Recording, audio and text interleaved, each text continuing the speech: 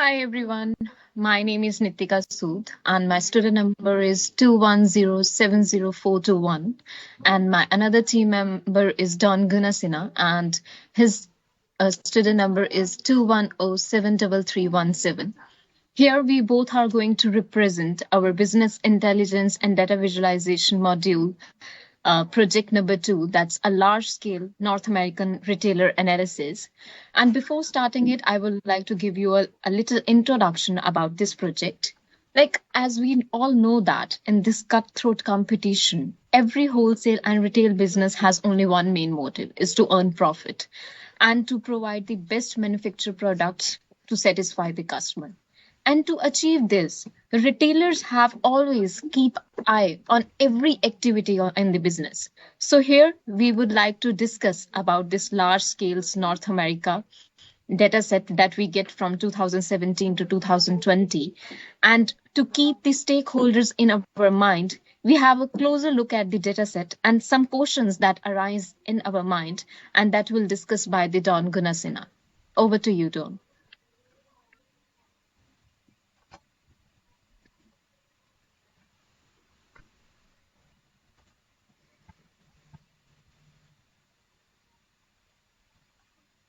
I post it, okay? 1, 2, 3, okay, I'm starting. Well, while we planning this data visualization, first of all, we need to set up our goals and objectives, what we need to find, what we need to present throughout the data. For that, we have to analyze, we have to set up our business questions. So those are the questions we set up. So basically, what number of customers involved with these sales? And we have to find out and we have to present it. What was the sales distribution according to the location? How many orders done by particular customer? And what is the 10 profitable item? This is quite important to the stakeholders to get the decision whether this item going to be continue or this item going to be replaced with another one. And which were the most operative warehouse, which was the busiest warehouse, and what is the most orders was operated by which warehouse, and who are the top vendors in the market, and how much revenue earned on the orders. For that, we start this task list step one by one. So first of all, we pre-process data and do the data cleaning. After that, using that data, we develop the order dashboard, and we develop the sales dashboard, and finally we develop the stock dashboard. Let's see how we achieve this task. First, we'll have a look about the data cleaning.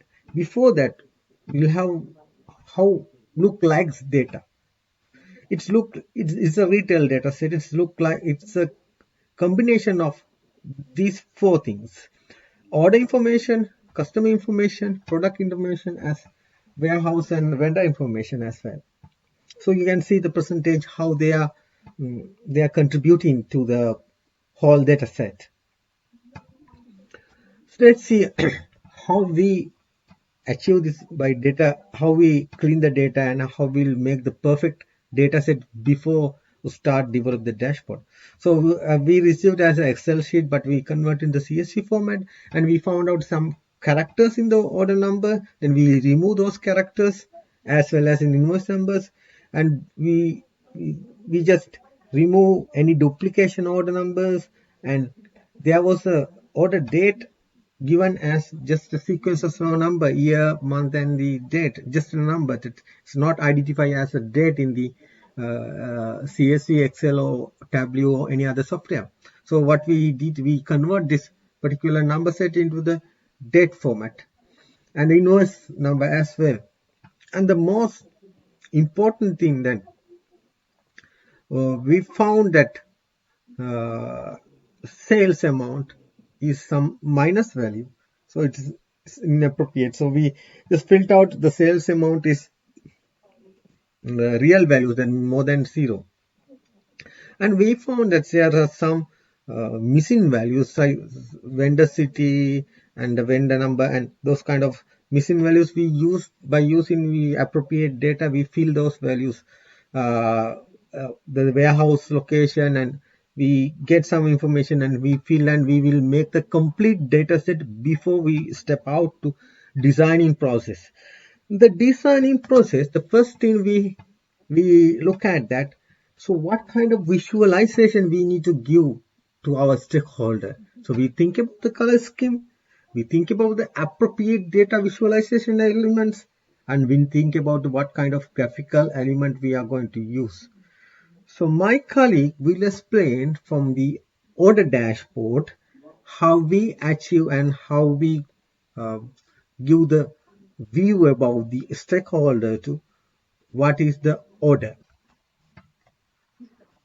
So, first one is our order dashboard, which mainly highlights the trend of total number of orders, the total number of customers, orders per customer, and the at the end we calculate the revenue earned on the customers.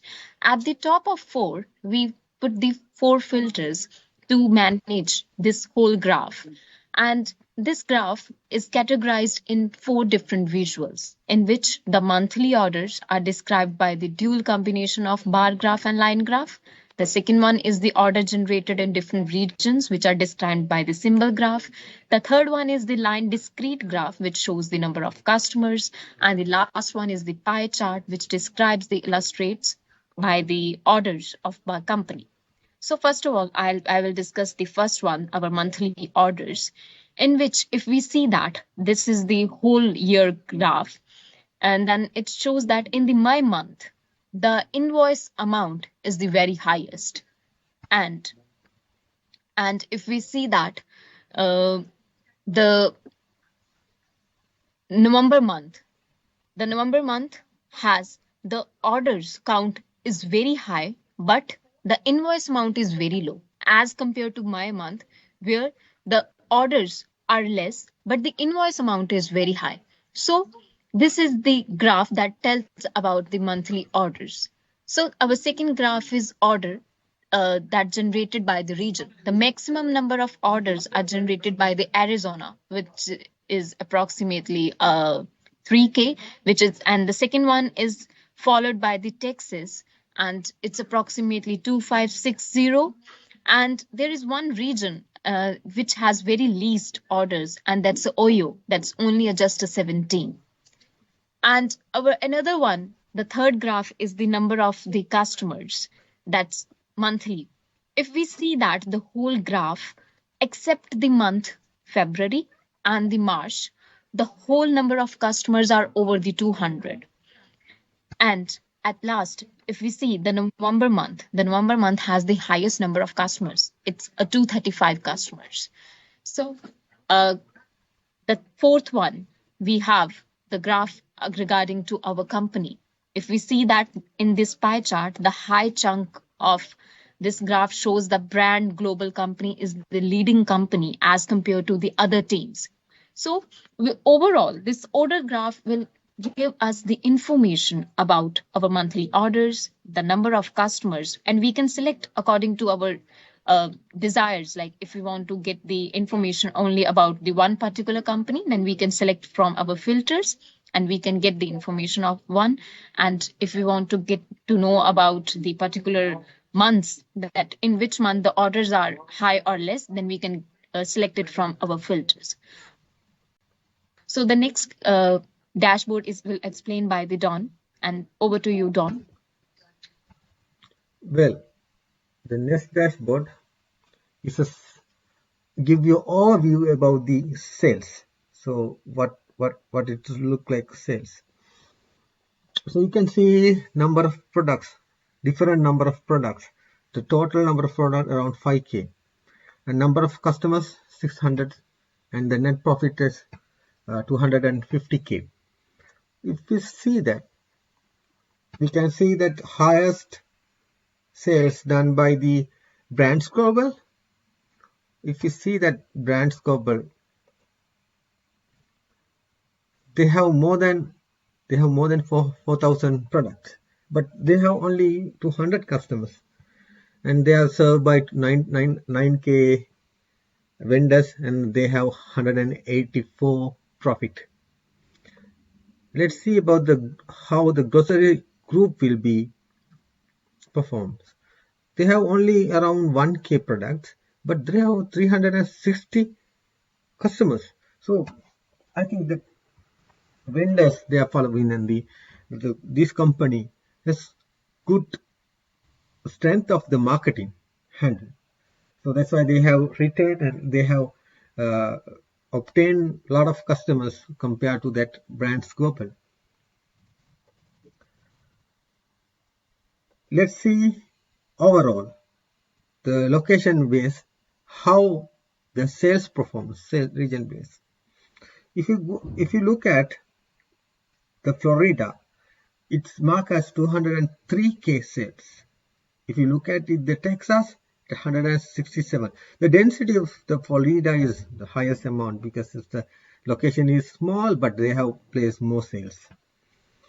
And we see if these three companies, the performance, this is the brand Scobel, has the most sales, is around 431K.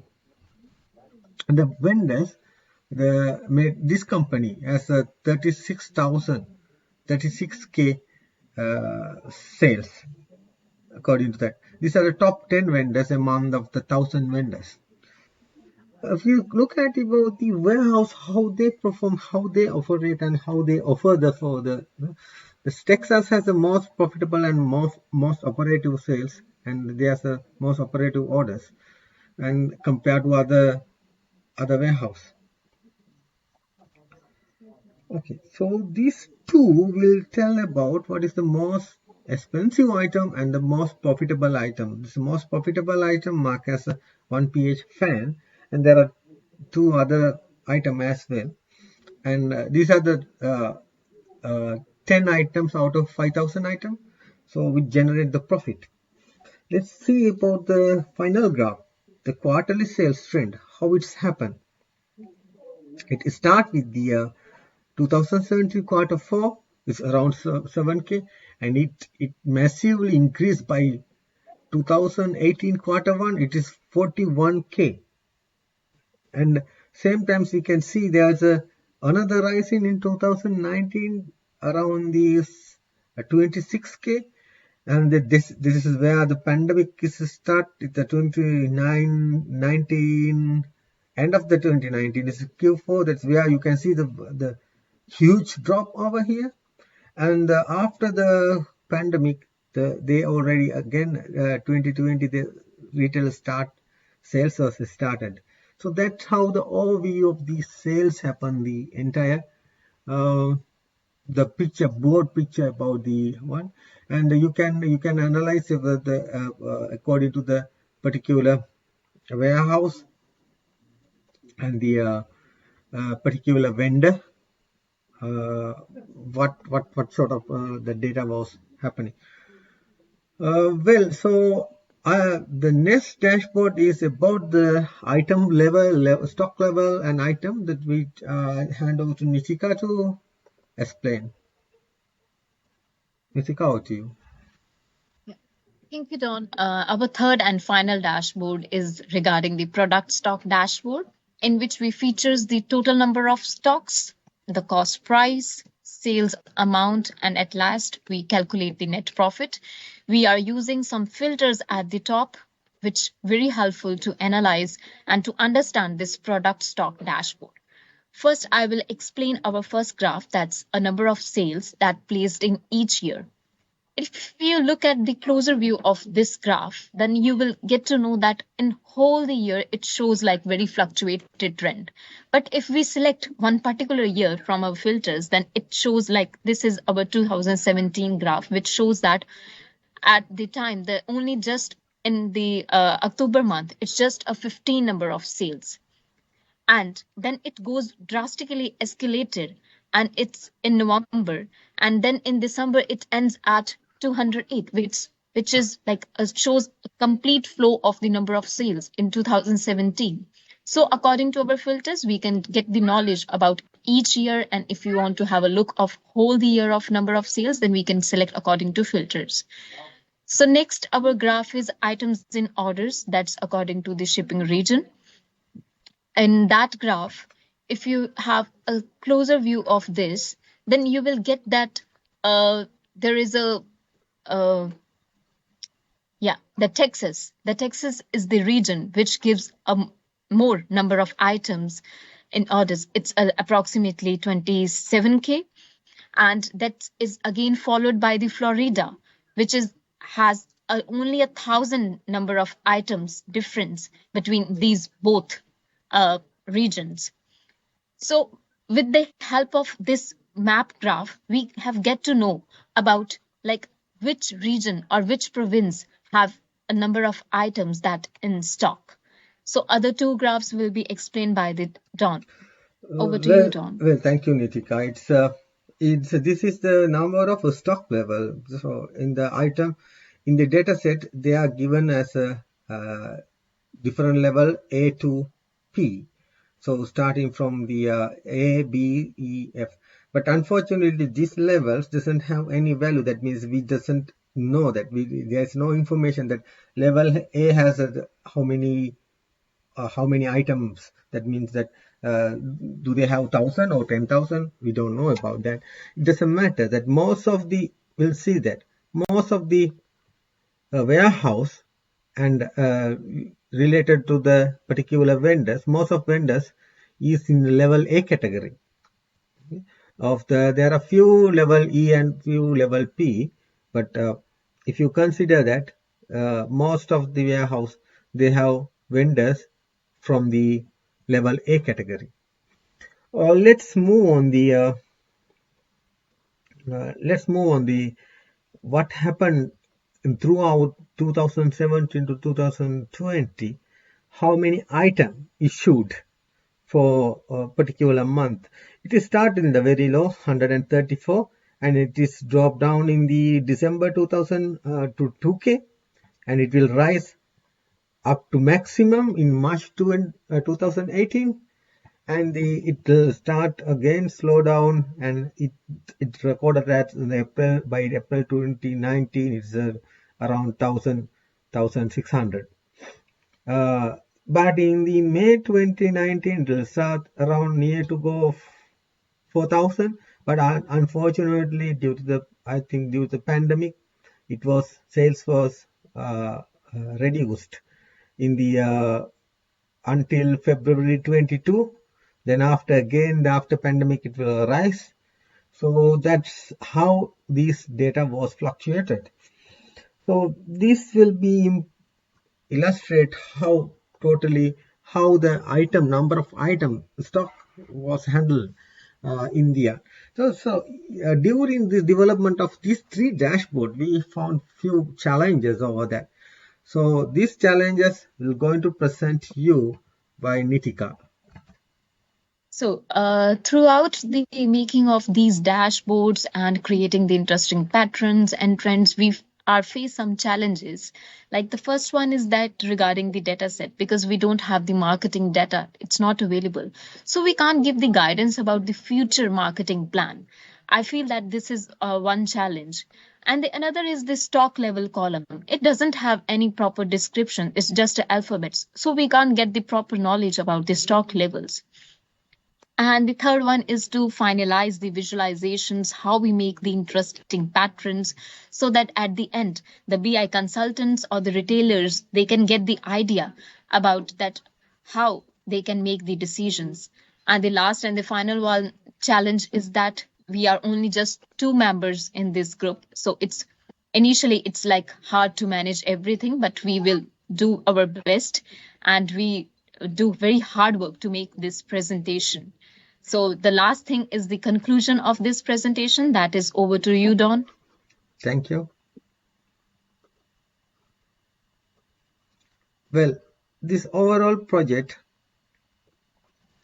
so we try to represent the data set of the retail sales and analysis important and main stakeholders and we try to analyze the pattern and the trends over the data sets, and we try to give the overall picture about the and we divide into the mainly three categories, that is how about the order was happened, how is the sales was happened, and how was the stock is handle, and every these three things are going to as illustrated by this three dashboard. That was our final objective.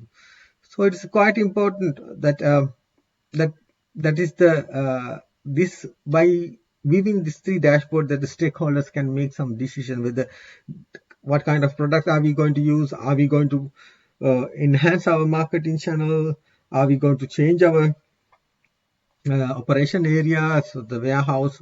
There are so many things they can decide. Okay, so finally, I just it was a great project, and we have a lot of things to learn, and we learn visualization, how impact how give idea to the viewer. That's, so so then, thank you very much. Thank you.